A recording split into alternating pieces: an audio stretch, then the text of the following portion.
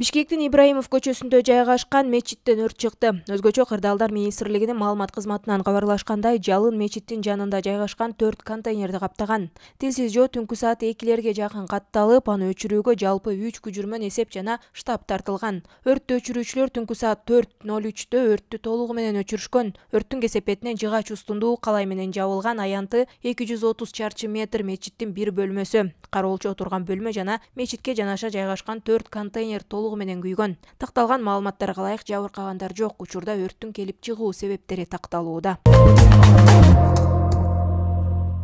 21 мартта Кыргызстанда очогунда күчү 3 балга жеткен жер титирөө катталды. Бул тууралуу сейсмология институтунан билдиришти. Маалыматка ылайык Кыргызстандын калктуу конуштарында Ак Суу, Коммуна жана Самат айылдарында жер титирөөнүн күчү 3 бал, Чымкент айылында жана Исфанада 3 балга жакын сезилген. Кошумчалай кетсек, РИА Новостинин маалыматына караганда кечээ саат 22:50 жакын Афганистандын түндүк чыгышында күчү 6,5 балга жеткен жер титирөө катталган. Жер титирөө коңшу Казакстан, Кыргызстан, Өзбекстан, Пакистан жана Тажикстанда дагы сезилген.